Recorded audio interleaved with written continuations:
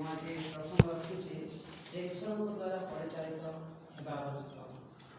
आम जीवन में आम ईश्वर द्वारा परिचालित होगा आवश्यक। जदि देखा गीत संहिता 25:12 पदे सेठारे लिखा जाए जो मैंने सदाप्रभु को भय करती सदाप्रभु ताहू परिचालना कर उत्तम पथरे कढ़े नि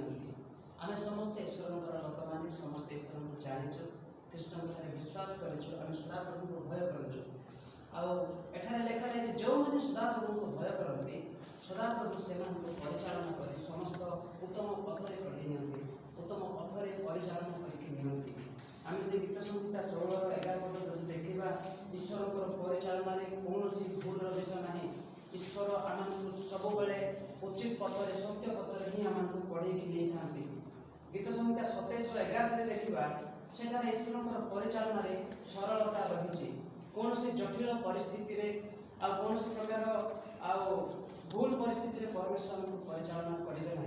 आम सब सरल पथरे कढ़ी ने। गीत संहिता 48:14 देखा सेठारे देखा जाए ईश्वर आमको मरण पर्यंत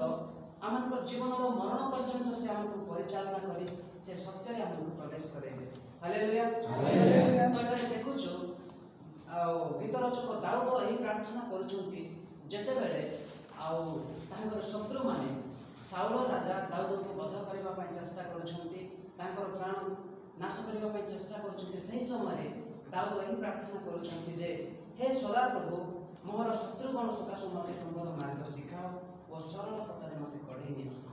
देखिपार दाऊद प्रार्थना कर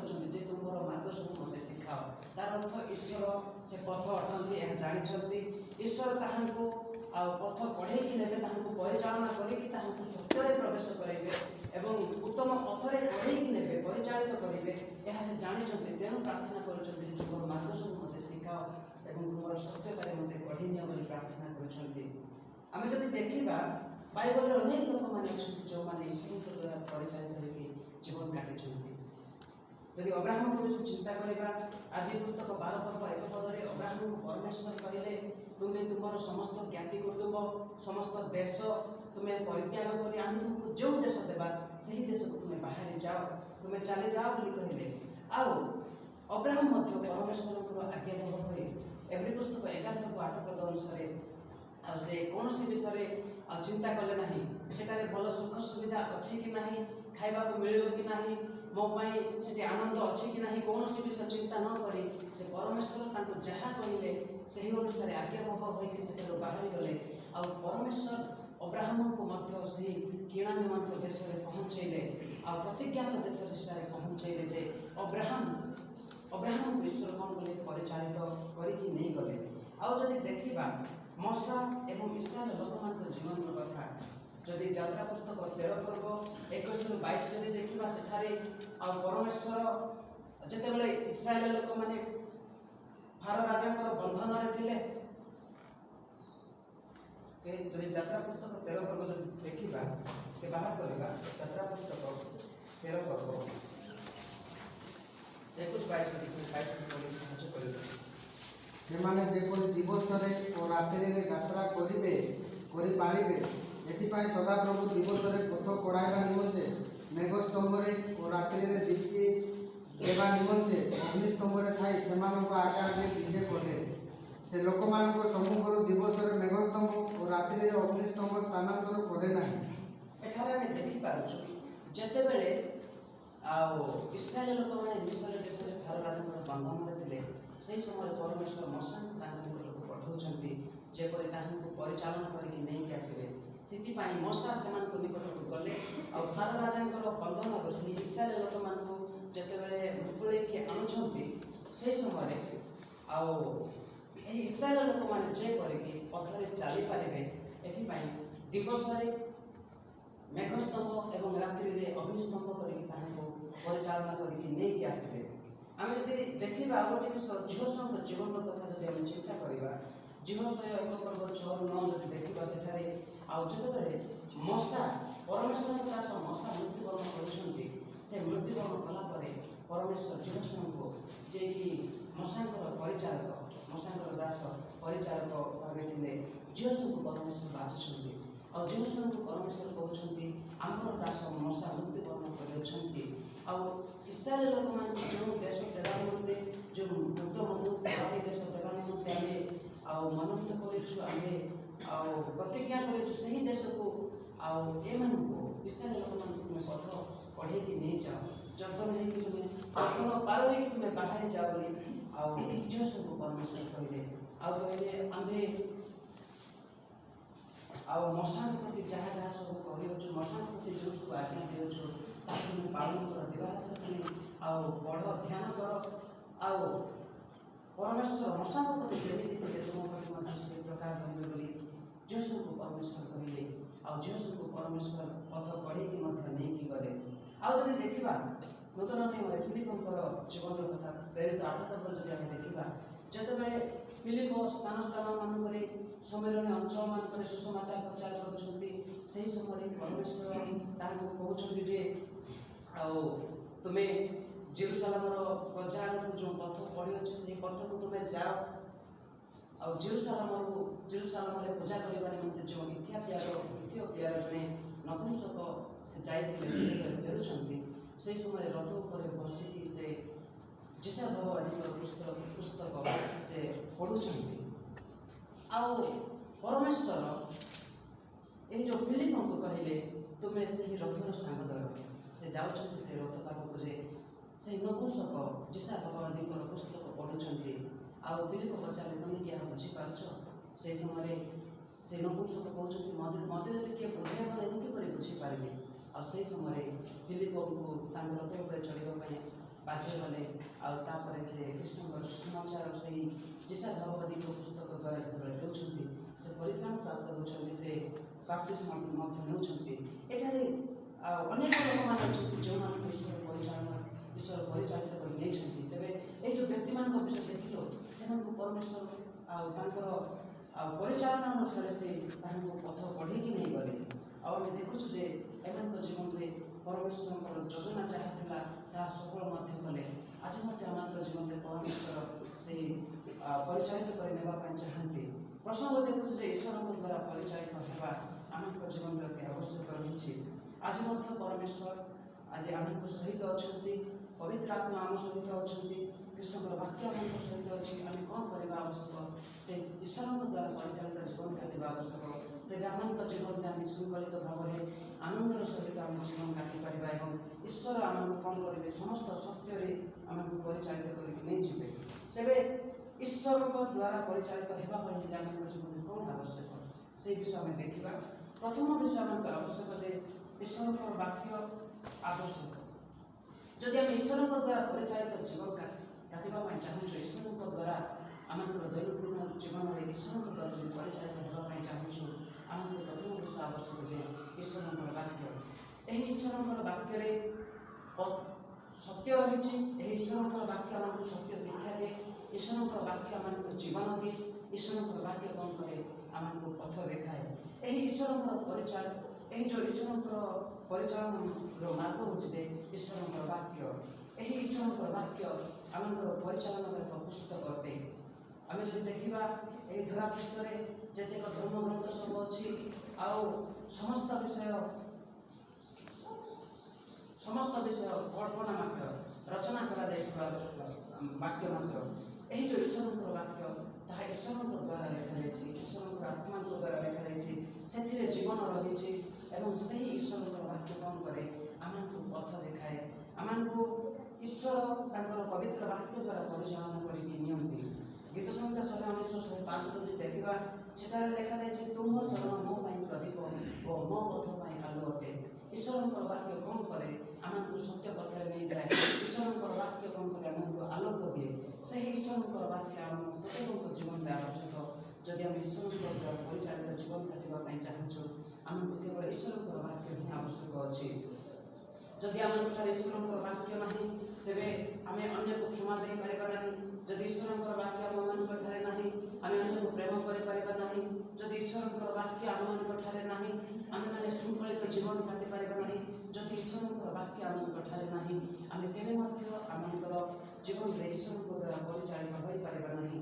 କେବଳ ସେହି ଈଶ୍ୱରଙ୍କର ବାକ୍ୟ ହିଁ ଆମକୁ ଚାଳନା ଦିଏ ସମସ୍ତ ଉତ୍ତମ କାର୍ଯ୍ୟ କରିବା ନିମନ୍ତେ। ତେଣୁ ଆମେ ପ୍ରଥମ ବିଷୟ ଦେଖୁଛୁ ଯେ ଈଶ୍ୱରଙ୍କ ଦ୍ୱାରା ଯଦି ଆମେ ପରିଚାଳିତ ହେବା ପାଇଁ ଚାହୁଁ, ତେବେ शुणा दरकार पढ़ा दरकार से ईश्वर वाक्य को आम अध्ययन करने दरकार अच्छी। द्वितीय विषय जदि आम ईश्वर आत्मा द्वारा परिचालित होगा चाहूँ तेरे प्रार्थना करने दरकार। आम जदि देखा गीत संहिता 27 पर्व 11 पदरे आउ जहाँ आम प्रथम पद पढ़लु से पदर देखुचु दाऊद प्रार्थना करते शत्रु लोक मैंने विनाश करने बध करने चेष्टा कर समय दाऊद प्रार्थना कर हे प्रभु मत परिचालन कर सरल पथरे मत कढ़े नि मो प्रति जो विपद माड़ी आसूची मो प्रति जो समस्या आसूची से समस्या मत उद्धार कर सुरक्षा कर बोलिकी प्रार्थना कर परमेश्वर से दाऊद प्रार्थना कर यात्रा जदि 14 पर्व 10 ରୁ 15 जदि देखा से इस्राएल लोक मैंने मिस्र लोक मान सकाशु जो भीत होगी इस्राएल लोक मैंने मिस्र देश बाहर के आसुँच से समय से मैंने बाहर के आसला मिस्र लोक मैंने पछरे दौड़ इस्राएल लोक मान पछरे इस्राएल लोक मैंने दौड़ सम्मुख सुखसागर पड़ी पछरे देखला इस्राएल लोक मैंने आसुँच से समय एम हृदय उद्विग्न हो जाए भयभीत हो जाए हताश हो जाती से समय से प्रार्थना कर परमेश्वर निकट डाक पकाउं आ मशा को बचसा कर कहते आम मिश्र मिश्र आ जो कष्ट भोग करूँ तथापि से भलरे थी तुम से मुक्त करके कष्ट देच बोली मशा को जितेबाला से गाली कर समय मशा परमेश्वर निकट प्रार्थना कर परमेश्वर कहते तुम हस्त जो जस्टी अच्छे जो बाड़ी अच्छे ताहा से सुख सागर को तुम्हें देखाओ आम देखुचु जे परमेश्वर से शुष्क पथ देके बाहर कर आनिले हालेलुया आप देखि पारछु से ईश्वर परिचालन करके नहीं आसिले आदि प्रेरित 10 पर्व 9 ରୁ 20 जदि देखा सेठारे पितर जतेबेले 12 घंटा समय छात ऊपर जाई प्रार्थना करछन्ति से समय कर्नेलियो दास मान सैन्य मान से पितर को डके आने पठे पितर जो प्रार्थना कर छात उपर जाए से समय परमेश्वर दूत परमेश्वर दर्शन दूसरी जे गोटे चादर चारिकोण चारिजण धरिकी से आकाश तलक मिले आसूँ सेठारे विभिन्न प्रकार अशुचि जीवगुड़िक रही अशुचि वस्तुगुड़िक रही खावाई कहते परमेश्वर से कहते अशुचि द्रव्य केवे भजन करना प्रभु परमेश्वर भजन करने निमंते कहले देखु जे पितर जो दास सॉरी कर्नेलियो जो दास मैंने पितर पाखे जाते पितर प्रार्थना करने समय परमेश्वर आत्मा कहते तुम किसी सन्देह न करके जाओ ये मुझे कहवाई चाहूँगी जितेबले आम पवित्र आत्मा द्वारा सॉरी आम ईश्वर द्वारा परिचालित जीवन काटवाई चाहूँ आम जीवन में प्रार्थना अति गुरुत्वपूर्ण विषय प्रार्थना आम जीवन में आवश्यक कारण आम जो प्रार्थना करवा ना ईश्वर आम द्वारा कार्य करेंगे ना आमर ठारे कार्य करेंगे ना तेणु आम कौन करवा दरकार प्रार्थना करवा दरकार जब आम ईश्वर द्वारा परिचालित होगा चाहूँ आ गए विषय तृतीय विषय हूँ जदि आम ईश्वर द्वारा परिचालित होगा चाहूँ तेरे आम जीशुख्रीष्ट जो विश्वास करने द्वारा पवित्र आत्मा को आम पाइचु से पवित्र आत्मा को आम जीवन में कार्य करने सुजोग देवा आवश्यक। तृतीय विषय देखुचे पवित्र आत्मा को सुजोग देवा जीवन में कार्य करने जौन 16 पर्व 13 पदरे जीशुख्रीष्ट शिष्य मान कहले जे सत्यमय आत्मा आसले से पथ देखे समस्त सत्य तुम प्रवेश करेंगे यार अर्थ हूँ परमेश्वर आत्मा जो मनुष्य मान कार्य करती से कौन करती समस्त सत्य से प्रवेश कराती परिचालित करके से ईश्वर प्रभु जीशुख्रीष्ट आम जो विश्वास कलु प्रभु जीशुख्रीष्ट विश्वास करने द्वारा पवित्र आत्मा को आम अंतर मध्य प्रेरण कर पवित्र आत्मा द्वारा आम मुद्रान्वित होइछु से पवित्र आत्मा आम मान अंतर थी से कार्य करती आम से पवित्र आत्मा आम जीवन में आमर जीवन यात्रा पथ में परिचालित होगा निम्ते जो सुजोग देवा तेरे पवित्र आत्मा आमको कौन करेंगे साहाय्य करेंगे ईश्वर कौन करेंगे पवित्र आत्मा द्वारा आमको से परिचालित करेंगे जदि आम देखा आदि पुस्तक 24 पर्व 1 जदि 58 पर्यंत जदि देखा सेठारे अब्राहम तांकर दास इलियाजर को डाकी तांकर पुत्र इसहाक निमंते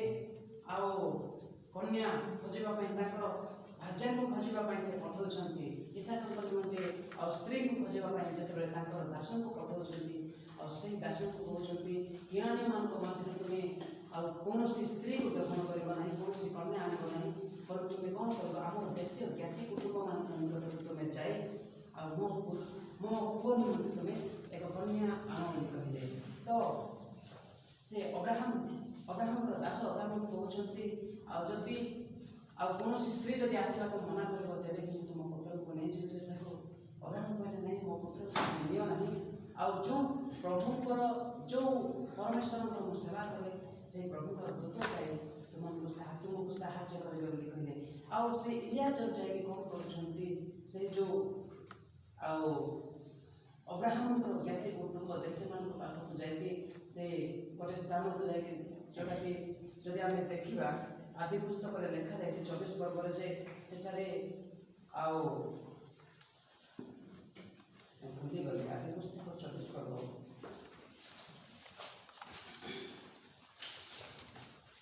आदि पुस्तक 24 पर्व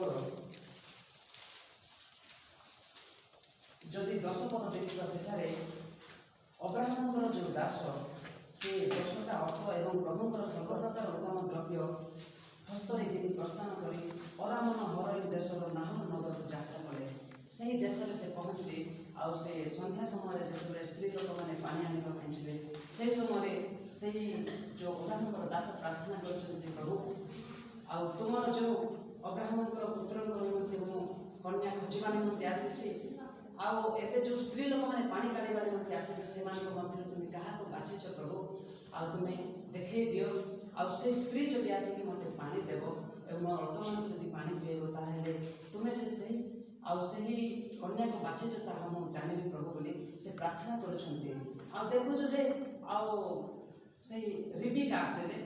एवं रिबिका ताहां जल देवे अल्ट मान जल पियाइले देखुचु अब्राहम से दास सहित से रिबिका जाऊँगी एठार मोर कहबार उद्देश्य हो पवित्र आत्मा कौन करती हम समस्त को परिचालना करती से दिन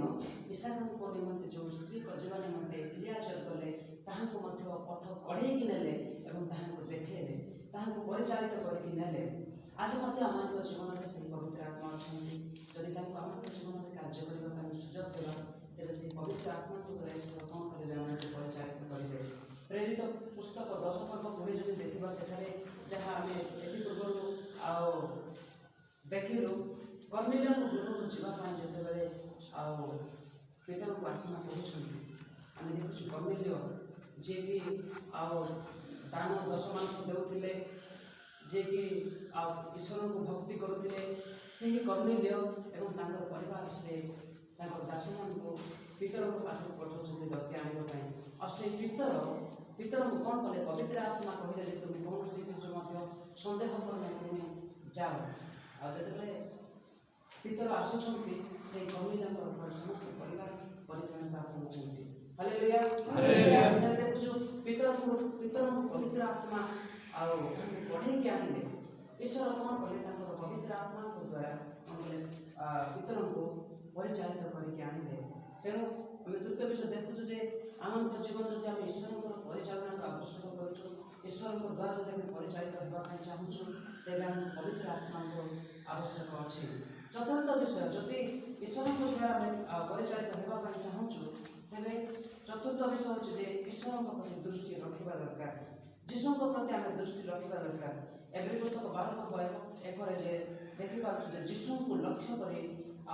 समस्त जो से आम आदर्श देखा जाए गंतव्य पथ आमको भावमान ही चलवा आवश्यक रही सेठार देखुचे जीशु को लक्ष्य करवा दरकार आम जब आम जीशु को लक्ष्य कर चलवा तेज आमको कौन करेंगे द्वारा से आमको परिचालित करके नहीं जीवे आम जाचु से पदम भूली जाए जीशु ख्रीष्ट पानी अच्छा शिष्य मैंने पितर एम समस्ते भूत बोलिक भय कर जीशु कहले मुझे जीशु से समय पितर कहते जब तुम्हें प्रकृत जीशु ताले मते पानी रे चलबा पई आज्ञा दियो से समय यीशु कहले आस पितर जतबेले जाउछंती यीशु को लक्ष्य करके यीशु को अनेक जतबेले जाउछंती से पानी ऊपर मते चली पारुछंती जतबेले से पानी रो समस्त लहरी तरंग ढेउ को देखिले से समय से पानी रे बढ़िबा को जाउछंती मु कहिबार उद्देश्य होछ जे आमे जदि ईश्वर द्वारा परिचालित जीवन चाहू ईश्वर द्वारा परिचालित जदि हेबा का चाहू आमे यीशु को ईश्वर को लक्ष्य करके चलवा दरकार एठारे देखु जे पितर जतबेले ईश्वर को यीशु ख्रीष्ट को लक्ष्य करके चलुछिले ताहाको देखिके जतबेले चलुथिले से समय से अति सुंदर भाव में जल ऊपर चलिके जाई पारुथिले किंतु से जतबेले चारिआडे अनेइले पवन को समुद्र को तरंग को ढेउ को जतबेले अनेइले से भयभीत होई गले तार अर्थ होची जे आमे जदि जगत को अनेइबा ईश्वर प्रति दृष्टि न रखी आमे जदि जगत आड़े दृष्टि करबा ताहाले आमे केबे मते ईश्वर द्वारा परिचालित हेबा नहीं बरं आमे जगतर पथरे चलवा तेणुक आम कौन करवा दरकार आम ईश्वर द्वारा परिचालित जीवन काटा कहले आम कृष्ण प्रति दृष्टि रखी चलवा दरकार कारण कृष्ण आम समस्त परिस्थिति आम समस्त अभाव समस्त विषय परमेश्वर आम समस्त जानते से आम समस्त दृष्टि करते गीत संहिता 32 8 जब देखा सेठारे ईश्वर कहते तुम प्रति दृष्टि रखी तुमको मंत्रणा देवी आयोग 3441 जब देखा सेठारे परमेश्वर जो चक्षु मनुष्यर मार्ग प्रति रही अच्छी मनुष्यर समस्त विषय प्रति परमेश्वर दृष्टि अच्छी ईश्वर आम प्रति दृष्टि रखिंट तेणु आम कौन करवा दरकार ईश्वर को दृष्टि कर आम चलवा दरकार ताहले कौन हो ईश्वर आमको परिचालन करेंगे और आमको समस्त सत्य प्रवेश कराइबे 5 नंबर विषय ईश्वर द्वारा जब आम परिचालित होगा चाहूँ ताहले बालक मानकर सेवक मानकर आज्ञा बह होगा आवश्यक रही कारण परमेश्वर आमको परिचालन करने आमको परामर्श देवाई आमको उचित शिक्षा देवाई परमेश्वर पवित्र दास पास्टर मानक पवित्र दास मानक आमको देते हित पद 11-14 पद अनुसार जे आम समस्त को उत्तम परामर्श आवश्यक रही जदि आम परामर्श उत्तम परामर्श पाइबा नहीं उत्तम ज्ञान उत्तम बुद्धि सत्य शिक्षा जब पाइबा नहीं तेज आम भूल पथरे चलवा आम जगत द्वारा परिचालित होगा शैतान द्वारा परिचालित हुए आम ईश्वर परिचालना बाहर चलवा तेणु आम कौन करवा दरकार जे बालक मान आज्ञा होगा आवश्यक रही परमेश्वर पवित्र दास मान द्वारा से आमको परिचालित करेंगे 6 नंबर विषय हूँ परिस्थिति अनुसार परमेश्वर आमको परिचालन करेंगे प्रेरित 16-7 पदे जिते पाउल सिला और तिमोथी आसिया ईश्वर वाक्य प्रचार करके प्रक्रिया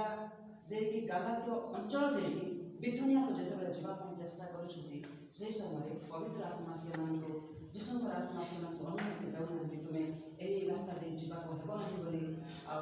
परमेश्वर मना कर परिस्थिति सेठाकार समस्त परिवेश अनुसार परमेश्वर कहानी कौन कले जावाई मना कले आज परमेश्वर आम समस्त परिस्थिति अनुसार पढ़ी आमर अतीत वर्तमान भविष्य परमेश्वर जानते से आम परिस्थिति को देखी आम समस्त मंगल करने से परिस्थिति अनुसार आम कौन करेंगे पढ़ेबे आम अनेक समय निजर ज्ञान बुद्धि आम चलू हितोपदेश पुस्तक लिखा मनुष्य अनेक समय आपण ज्ञान आपण बुद्धि चले किंतु जब आम ईश्वर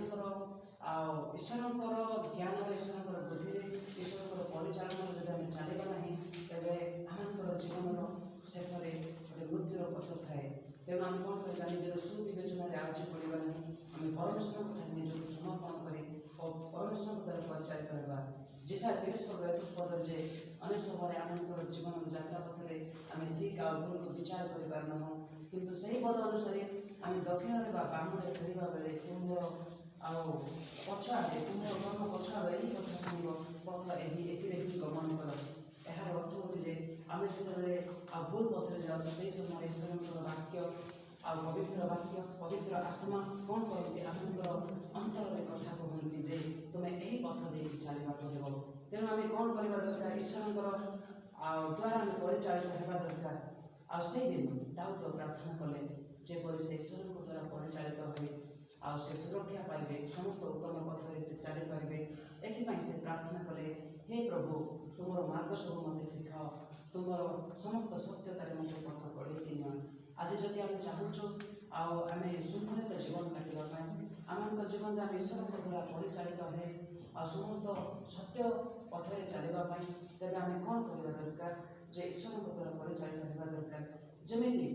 ଅବ୍ରାହମ ପରିଚାଳିତ ହେଲେ, ମୂଷା ଏବଂ ଇସ୍ରାଏଲ ଲୋକମାନେ ପରିଚାଳିତ ହେଲେ, ଝିଅସୁ ପରିଚାଳିତ ହେଲେ ଏବଂ ଫିଲିପ ମଧ୍ୟ ଈଶ୍ୱରଙ୍କ ଦ୍ୱାରା ପରିଚାଳିତ ହେଲେ, ପିତର ଈଶ୍ୱରଙ୍କ ଦ୍ୱାରା ପରିଚାଳିତ ହେଲେ। ଆଉ ସେଦିନ ମଧ୍ୟ ତିନି ପଣ୍ଡିତମାନଙ୍କୁ କ'ଣ କଲେ? ଆଉ ଯେ ସେହି ତାରା ଯୀଶୁଙ୍କର ତାରା ପଥ ଦେଖାଇଲେ ତାଙ୍କୁ ଲକ୍ଷ୍ୟସ୍ଥଳରେ ପହଞ୍ଚିବା ପାଇଁ। ସେହିପରି ଆମମାନଙ୍କ ଜୀବନ ଯଦି ଆମେ ଈଶ୍ୱରଙ୍କ ଦ୍ୱାରା ପରିଚାଳିତ ହୁଏ ଆଉ ସମସ୍ତ ସତ୍ୟ ପଥରେ ଚାଲିବା ପାଇଁ ଚାହୁଁଛୁ, ଉଚିତ ପଥରେ ଚାଲିବା ପାଇଁ ଚାହୁଁଛୁ, ତେବେ ଆମକୁ ପ୍ରଥମ ବିଷୟ ଈଶ୍ୱରଙ୍କ ବାକ୍ୟ ଦରକାର। ଦ୍ୱିତୀୟ ବିଷୟ ପ୍ରାର୍ଥନା ଜୀବନ ଆମକୁ ଦରକାର। ତୃତୀୟ ବିଷୟ ପବିତ୍ର ଆତ୍ମାକୁ ଆମଙ୍କ ଜୀବନରେ କାର୍ଯ୍ୟ କରିବା ପାଇଁ ସୁଯୋଗ ଦେବା ଦରକାର ଏବଂ ଈଶ୍ୱରଙ୍କ ପ୍ରତି ଦୃଷ୍ଟି ରଖି ଚାଲିବା ଦରକାର। ଏବଂ ପଞ୍ଚମ ବିଷୟ ଯେ ବାଳକମାନଙ୍କୁ ଆଜ୍ଞାବହ ହେବା ଦରକାର। ଏବଂ ଛଅ ନମ୍ବର ବିଷୟ ହେଉଛି ଆଉ ପରିସ୍ଥିତି ଅନୁସାରେ ପ୍ରଭୁ ଆମମାନଙ୍କୁ ପରିଚାଳନା କରିବେ ତେଣୁ ପ୍ରଭୁଙ୍କଠାରେ ଆମର ଆଉ ସମସ୍ତ ଅନ୍ତଃକରଣକୁ ସମର୍ପଣ